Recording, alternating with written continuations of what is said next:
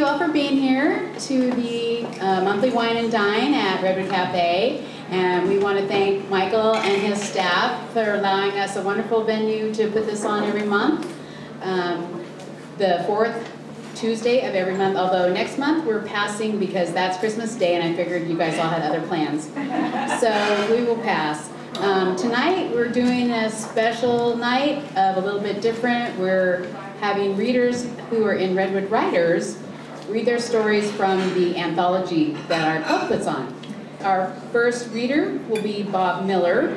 His story in the anthology is Call of the Wild. If any of you have your anthology, that's on page 200. So let's welcome Bob Miller.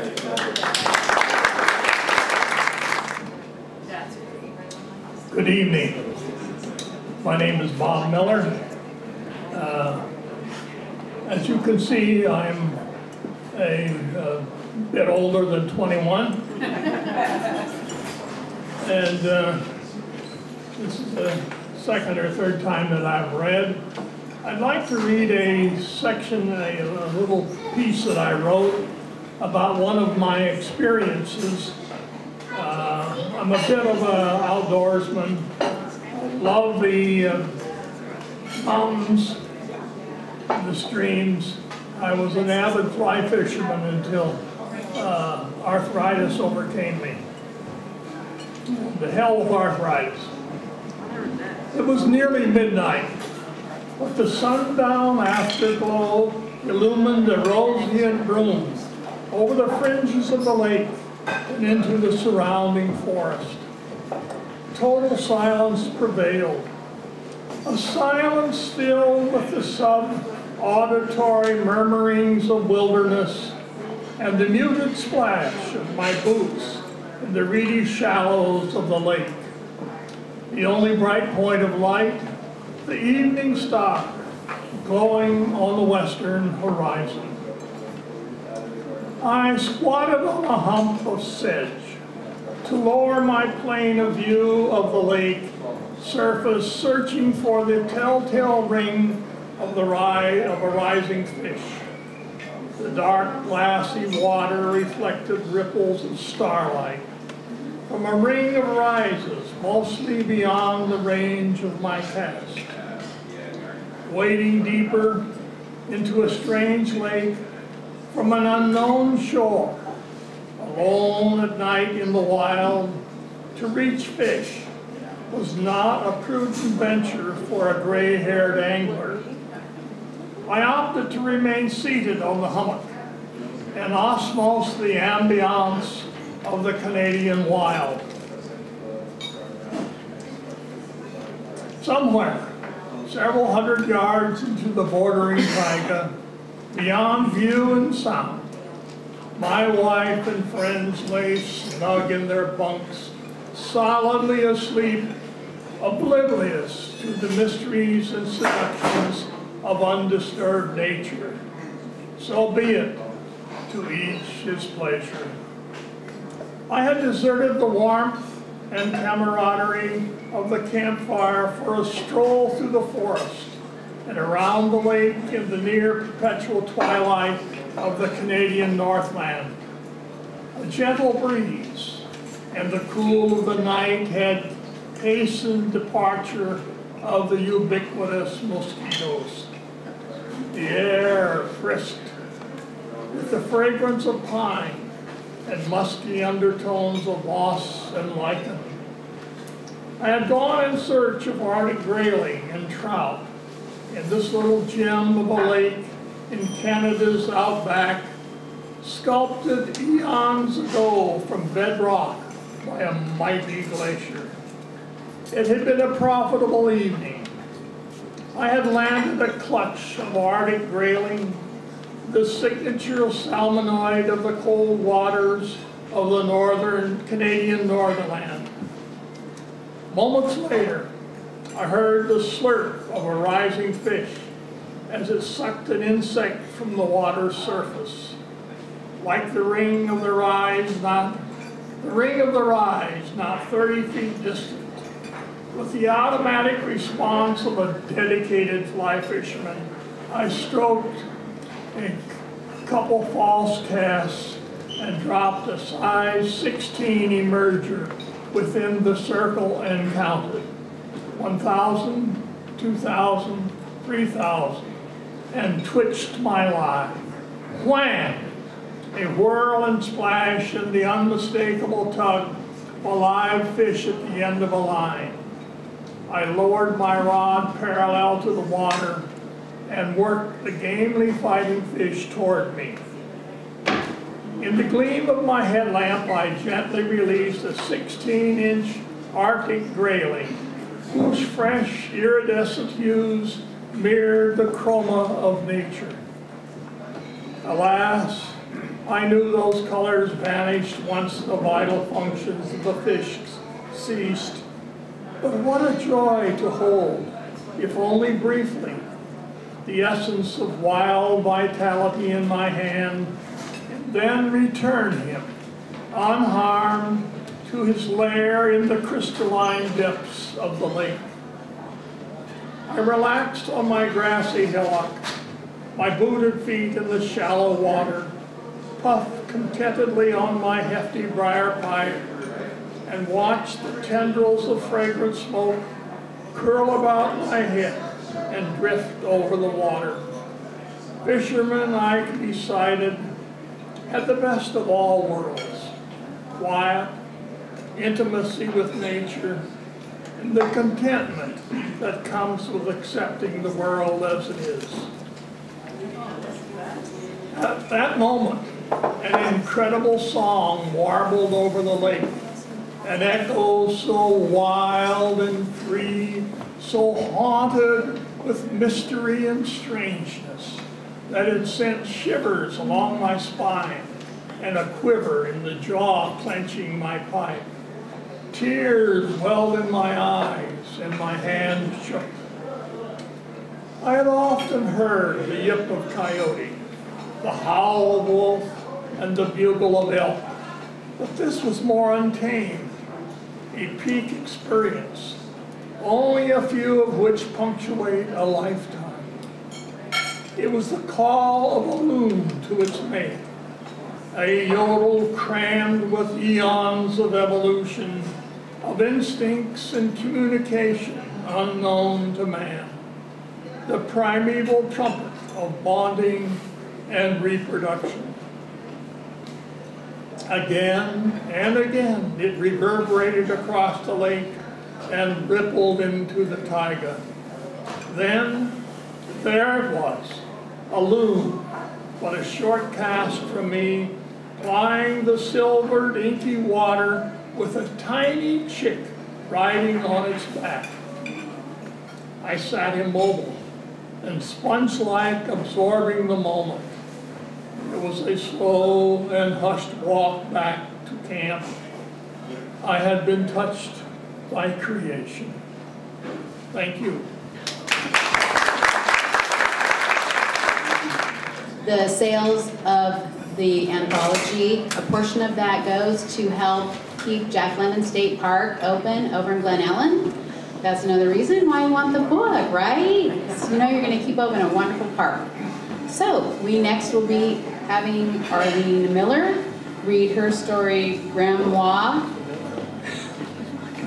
Sort of must be a take on memoir. And let's welcome Arlene.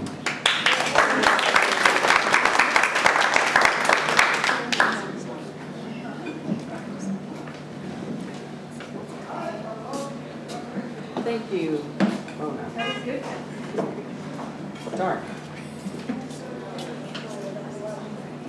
Yes, Gran Waar is a flash memoir about the war between the right and left sides of the brain. I didn't know that I was born with the grammar gene. I was just as creative and imaginative as all the other kids, maybe even more so. I wrote and staged my own version of Toyland when I was 6. I tapped and batoned and acted and played the piano. I was creative. I was artsy. I was bohemian. I was different. The right side of my brain was sizzling, lighting up all over the place. I didn't know I was born with the grammar gene, but there were clues all along. My Virgo sign alone was a giveaway. Critical, precise, a perfectionist. Most of it true.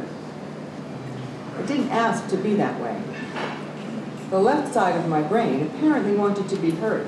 The right side began stepping back to let the left side take over. It started pretty early when I think about it. I struggled with the lyricism of ballet, but I took immediately to the sensible rhythms of tap. I wrestled with the dialogues we had to learn in French. Learning by speaking? I don't think so. 4 years of Latin was a comfort as I easily conjugated verbs and figured out translations of Virgil's Aeneid on the printed page. How many people score their highest college entrance exam in Latin? Yes, I did. It allowed me entrance into an Ivy League college I never would have gotten into otherwise. But instead of choosing that Ivy League school, where I could have majored in English literature and perhaps become a novelist, I chose another school for its more precise career track major of journalism. I became a newspaper reporter, but alas, that required too much creativity. I decided editing was more to my liking. I would rather sit in a comfy place than nose around for news. Jazz piano. I wanted to play so badly. Classical was easy, but my jazz improvisation sounded classical. More obvious than that, music theory came so easy to me. I could figure it out like a puzzle, like diagramming a sentence. But my hands couldn't interpret what was in my head. The grammar gene grew for years and years, peeking its head out in a variety of ways, until I didn't fight it any longer. I wrote a grammar book, and then another. Sometimes I wish I could do something more important, or at least something people were interested in. Getting rich, becoming beautiful, losing weight, marketing through social media, creating a website, inventing a new technology. Who cares about grammar anyway? Well, a few people must, because they're buying my book and taking my classes. That grammar gene does have a way of occasionally coming in handy.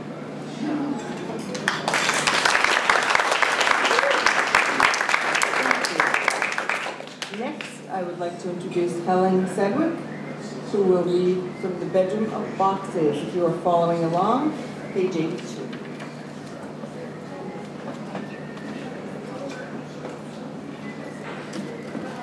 Hi everybody, I'm going to read a shortened version because we're trying to keep things closer to 5 minutes. Rob maintained a very strict routine within a very messy house. His vitamin pills were lined up in alphabetical order on a kitchen counter covered with 2 years of mail. He had 12 sets of sheets, which grew in a heap until he washed them each New Year's Day. He was a vegetarian who avoided gluten, but he ate potato chips while web surfing and left the keyboard greasy. He was always late.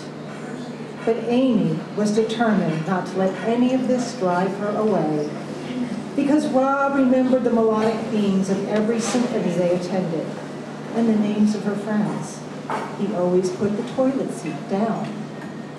And he was a sculptor who could carve blocks of wood until they captured the flow of water. His works defied gravity as they balanced on granite pedestals.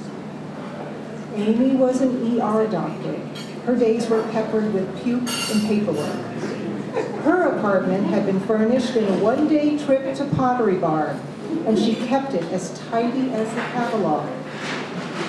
She knew that someday she would have to speak up about Rob's mess. After all, how could she marry him, much less have children with him, if he couldn't get his recycling out on Wednesdays? Rob, on the other hand, anticipated her complaints. From time to time, he took out old newspapers, removed mysterious containers from the back of the refrigerator, and swept. Then he wondered if he should be wearing a dust mask. He went online to research what kind of mask, and he never put the broom away. Once he opened the door to the guest bedroom, which was filled with boxes. His mother had died, and his father sent him boxes of her things. Then his father died, and the nursing home sent him boxes of his father's things. Then his sister died, and her husband sent boxes too. His sister had designed costumes, and her husband had sent 2 headless mannequins wearing half-finished pieces. Sometimes Rob imagined that one had his sister's voice, the other his mother's. His father's voice he heard everywhere, saying, "Anyone else would give up on you, but not me." Rob had had enough therapy to know the difference between what you should do and what you want to do, and how the want to do, which reveals itself in what you never get done, should be taken into consideration. He closed the door to the bedroom with boxes. He thought he was a decent boyfriend. When Amy lost a patient, he never said, "It's not that bad." He didn't change the subject to himself. And after spending his days with wood shavings, he looked forward to her rants about insurance companies and Republicans. That's why that Tuesday night came as such a surprise. Amy had had a rough day in the ER. For a long time, she had tried to convince an old man to tell her what poison he had swallowed. While he went on and on about his wife's long illness, she found herself listening to the rattle of carts rolling down the hallways. Were her colleagues dealing with a heart attack or a gunshot wound? When the man finally confessed to her that he had drank Windex, she scribbled out orders and took off. The only patient left for her was a kidney stone. When she returned to check on the old man, he had left the hospital wearing a dressing gown. That same day, Rob had a gallery opening. He absorbed the accolades and the how did he do that's. He felt giddy until he overheard a critic say his work was gimmicky. Gimmicky. Rob was ready to quit sculpting and go back to practicing law. When he told Amy, she said, "What's the big deal? It sure beats working for a living." When she told him about the old man, Rob said, "You ran off?" Feeling stunned, she said, "So when are you going to clean your house?" Rob was ready. "I don't like it when people ask me when I'm going to do something. It reminds me of my father." "You're almost 40. Don't you think it's time to get over your father?" "You didn't know my father. I'll get to it when I'm ready." Into Amy's mind rushed all the things he was going to get to when he was ready. His hot tub had been broken for a year, his dryer for months, the wrapping paper from last Christmas was still on the dining room table. He never kept his promise to help her fix her coffee table. She took a deep breath, ready to bury him in all she had saved up. But it had been a long day, so all she said was, "Okay." But in the pause, Rob heard all she had to say and more. The scolding of his mother, his father, and every girlfriend and roommate ever since. He reread the report cards saying that great things would happen if only he applied himself. He felt his own foot-stomping anger of searching for car keys, eyeglasses, the slip of paper with the telephone number he had just moments before. But neither said a word. After that evening, Amy took more shifts at the hospital. Rob complained of headaches. They talked about a trip to France, but never set the date. When Amy tearfully confessed that the relationship had run its course, Rob just swallowed hard. In the months that followed, something happened to Amy's apartment. Her mail piled up. Dishes sat in the sink. Clean clothes never made it into the drawers. And at the hospital, when she talked to patients, she began to share their tears. And at Rob's house, the wrapping paper was put away, the dryer got fixed, the recycling was taken out. Rob entered the guest bedroom and opened 3 boxes. Finding nothing worth keeping and nothing painful, he tossed them out. Someday he would work on the rest.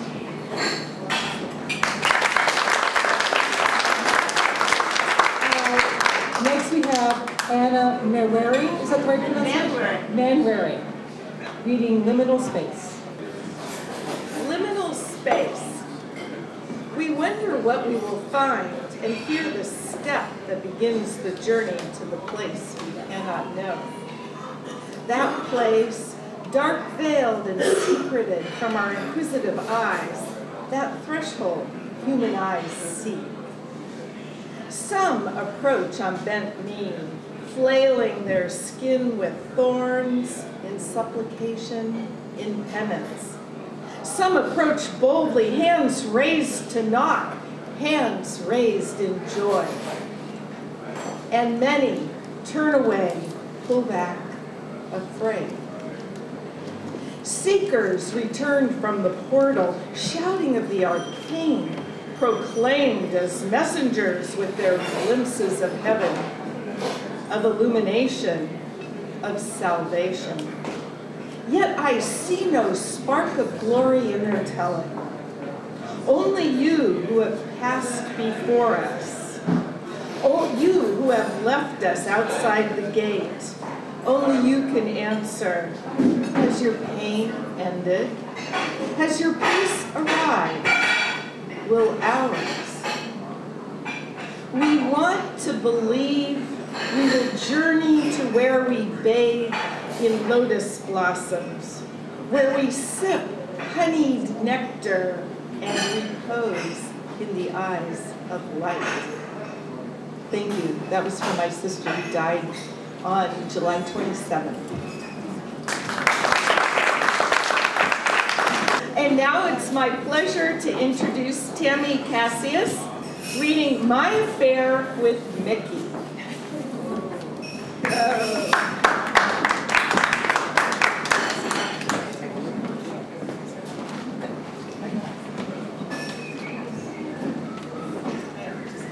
It's dark up here. Okay, can y'all hear me? Yes. It's the only time I get to say y'all. My Affair with Mickey, this is a short excerpt from the first chapter. Just to set you up a little bit, Minnie and her husband Michael are attending a company function at Disneyland, and he plans to duck out after the company photo and fly off to Vegas for an air show, and her job is to stay at the park and cover for him. She thinks she's really pulled off a coup here because he hates Disneyland and she loves to spend time with her parents, at least in her mind. My breath caught in my throat when I spotted my favorite mountain looming against the blue-gray sky. I see the Matterhorn first, Mom. I win first ride. Do you remember what to do? Michael's voice interrupted another mental conversation I was trying to have with my dead mother. Hang out in plain sight, and if anyone from your work asks, tell them you're in the bathroom. Try to leave me a little dignity. The hair on the back of his hand stood on end, measuring his growing level of frustration. Michael insisted on another check after he parked the car, although he'd already done, though he wished he'd been a pilot check at home. Ticket package? Check.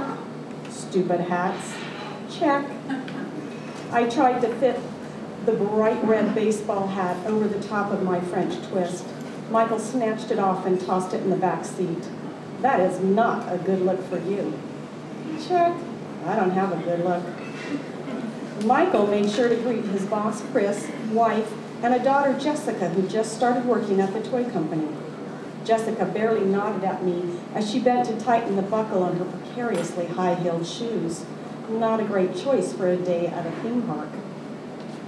After the required company photo, Michael pulled me down Main Street at a pace too fast to see anything but a blur of strollers. Turning under the arch entrance to Frontierland, he peered back to see the boss and his wife walking toward Tomorrowland. What's your flight plan, he asked. I don't know yet. Start right here at the Tiki Room. I'll check in with you throughout the day. His kiss was quick and cool. Then I was alone. I wanted to see the talking flowers and birds again, but I didn't want my day to start from here. I had seen the Matterhorn first. I would pick my first ride. I would start all over again from the park gate and let Disneyland unfold for me naturally. Feeling like a rebel with an original Disneyland e-ticket, my eyes focused on the sidewalk to avoid spoiling the adventure as I zigzagged upstream between strollers and a sea of park guests back to the entrance.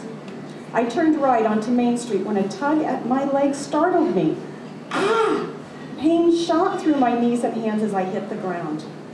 I pushed myself up to discover a plush Mickey Mouse staring back at me from a bed of pink snapdragons. The sound of a crying child pulled my attention straight at a pair of passing shoes, Michael's shoes, next to a pair of familiar high heels. Detaching my shoelace from a stroller wheel, I searched for Michael. I found him. He held Jessica's hand at the exit. My husband pulled her into his arms, and I was close enough to hear him ask, "Tickets?" "Check," she giggled. "Kiss?" Her lips mouthed check, but my hearing was gone. Michael leaned in for a long kiss before they strolled through the exit without asking for a return hand stamp. I stayed upright only by the sheer number of people bobbing around me, supporting me. "Excuse me," a voice said. "It's your turn at the wheel." "What?"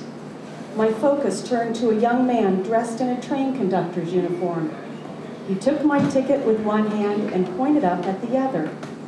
The large flashing lights on the spinning wheel drew me in. As it spun faster, a clicking sound intensified, typing out, "Michael has a lover, Michael has a lover." The wheel slowed, then stopped with a scream of sound. "We have a grand prize winner," the conductor yelled. "Huh?" I tried to focus on his young face. "You've unlocked the castle."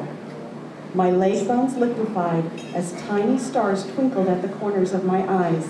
A blue Mickey Mouse balloon escaped higher and higher into a sky filled with confetti. Thank you.